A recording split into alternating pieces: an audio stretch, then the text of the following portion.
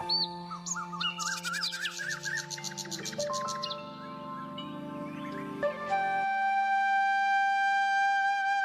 शांत गांव में रामू नाम का बूढ़ा किसान अपने 2 बेटों के साथ छोटे घर में रहता था।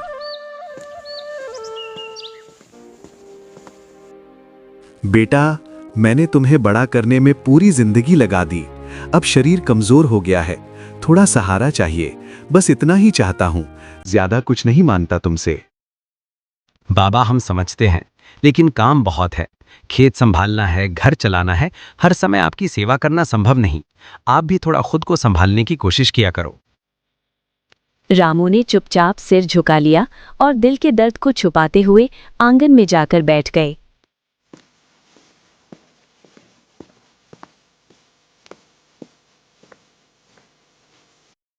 हमें भी अपनी जिंदगी देखनी है, हर समय आपकी चिंता नहीं कर सकते। आपने अपना कर्तव्य निभाया, अब हमें हमारा निभाने दीजिए। हम हमेशा आपके साथ नहीं रह सकते। धीरे धीरे समय बीतता गया और रामू अपने ही घर में अकेलेपन और उपेक्षा का जीवन जीने लगे।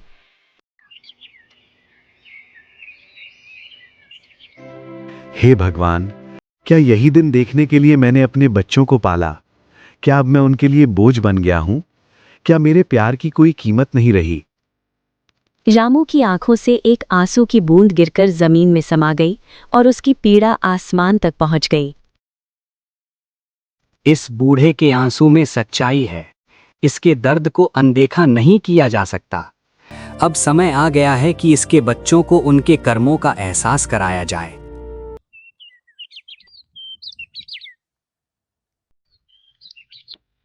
अगली सुबह भगवान का दूत एक साधारण बूढ़े यात्री का रूप लेकर रामू के घर के पास पहुंचा।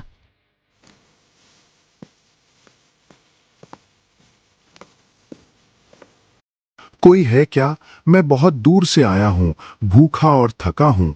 क्या मुझे थोड़ी देर बैठने और पानी पीने की जगह मिल सकती है? मैं आपका आभारी रहूंगा। अरे बाबा, यहाँ कोई धर्मशाला नहीं है। हम पहले ही परेशान हैं। आपको कहीं और जाना चाहिए। हमारे पास आपके लिए समय और जगह दोनों नहीं है।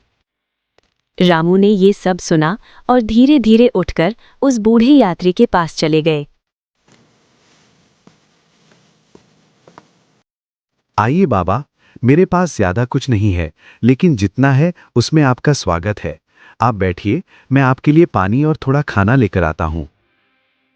आप खुद तो हमारे ऊपर बोझ हैं और अब दूसरों को भी घर लाकर खिलाना चाहते हैं। क्या आपको हमारी हालत दिखाई नहीं देती? हमें और परेशानी मत दीजिए। रामू की आंखों में दर्द था, लेकिन उन्होंने बिना कुछ कहे उस यात्री की सेवा करने का निर्णय लिया। दूत ने मन ही मन कहा, ये बूढ़ा गरीब होकर भी दयालु है और इसके बेटे संपन्न होकर भी कठोर हैं।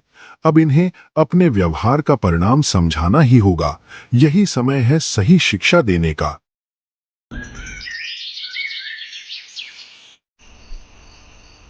रात गहराई और उसी समय भगवान ने अपने दूत को संकेत दिया कि अब समय है सच्चाई दिखाने का। अब इन दोनों बेटों को उनके व्यवहार का फल दिखाना होगा, ताकि इन्हें समझ आए कि माता पिता का दिल दुखाना कितना बड़ा पाप होता है और इसका परिणाम कितना कष्टदायक होता है। ध्यान रखना, उन्हें सजा देने से पहले उन्हें सुधारने का अवसर देना, क्योंकि हर इंसान गलती करता है, लेकिन सच्चा इंसान वही है जो अपनी गलती समझकर उसे सुधार लेता है।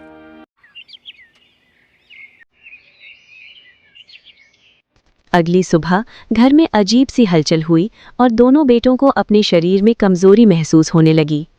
ये क्या हो रहा है? अचानक शरीर में इतनी कमजोरी क्यों आ रही है? हाथ पैर काम नहीं कर रहे। क्या मैं बीमार हो गया हूँ? मुझे कुछ समझ नहीं आ रहा। मेरे साथ भी यही हो रहा है। चलना मुश्किल हो रहा है। ऐसा लग रहा है जैसे शरीर ने जवाब दे दिया हो।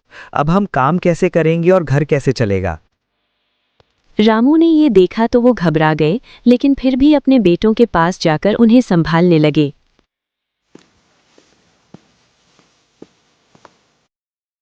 बेटा, घबराओ मत, मैं हूं ना तुम्हारे साथ। चाहे जैसे भी हो, मैं तुम्हारी मदद करूंगा। तुम बस हिम्मत मत हारो, भगवान सब ठीक कर देंगे। बाबा, हमसे गलती हो गई। हमने कभी आपकी तकलीफ नहीं समझी। आज जब हम खुद लाचार हुए हैं तब आपकी हालत का एहसास हो रहा है। हमें माफ कर दीजिए। बेटों की हालत दिन ब दिन बिगड़ती गई और अब वे पूरी तरह रामू पर निर्भर हो गए थे। बाबा, हमें माफ कर दो। हमने आपको कभी समझा ही नहीं। आज जब हम खुद कुछ करने लायक नहीं रहे तब आपकी तकलीफ का एहसास हो रहा है। हमसे बहुत बड़ी गलती हुई। आपने हमें हमेशा संभाला और हम आपको ही बोझ समझते रहे। हमें अपने व्यवहार पर बहुत पछतावा है। अगर हमें एक मौका मिल जाए तो हम आपकी सेवा करके अपनी गलती सुधारना चाहते हैं। रामू की आंखों में आंसू आ गए, लेकिन इस बार वो दुख के नहीं बल्कि अपने बेटों के बदलते दिल के थे। बेटा, मुझे तुमसे कोई शिकायत नहीं, बस यही चाहता हूं कि तुम अच्छे इंसान बनो। अगर तुम्हें अपनी गलती का एहसास हो गया है तो यही मेरे लिए सबसे बड़ी खुशी है। जिस घर में पश्चाताप और प्रेम आ जाता है वहां दुख ज्यादा देर नहीं टिकता। तुम दोनों ने अपनी गलती समझ ली है, इसलिए अब तुम्हें एक नया अवसर दिया जाएगा। अचानक एक प्रकाश फैला और दोनों बेटों के शरीर में फिर से ताकत लौटने लगी और वे स्वस्थ हो गए। हे भगवान, आपका धन्यवाद। आपने हमें हमारी गलती का एहसास कराया। अब हम अपने पिता की सेवा करेंगे और कभी उन्हें अकेला महसूस नहीं होने देंगे। यही हमारी सच्ची प्रतिज्ञा है।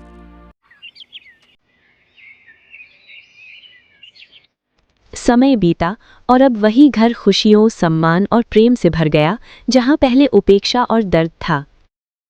बाबा, अब आप कोई काम नहीं करेंगे। आपने बहुत मेहनत की है। अब आपकी सेवा करना हमारा कर्तव्य है। हम आपकी हर जरूरत का ध्यान रखेंगे और आपको कभी दुख नहीं देंगे। हे भगवान, आपका धन्यवाद। आपने हमें हमारी गलती का एहसास कराया। अब हम अपने पिता की सेवा करेंगे और कभी उन्हें अकेला महसूस नहीं होने देंगे। यही हमारी सच्ची प्रतिज्ञा है। हमने अपनी गलती से बहुत कुछ सीखा है।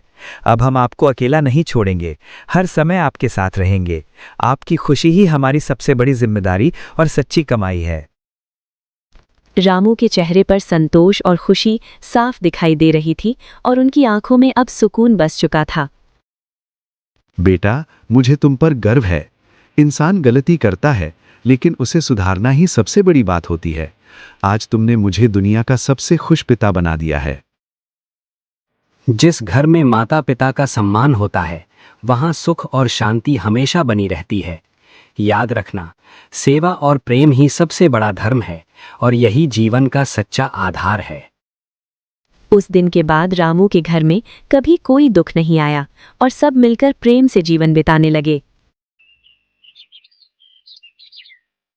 हम हमेशा एक दूसरे का साथ देंगे, सम्मान करेंगे और इस घर को प्यार से भरकर रखेंगे।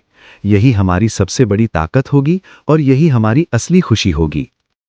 माता पिता का सम्मान करना सबसे बड़ा धर्म है।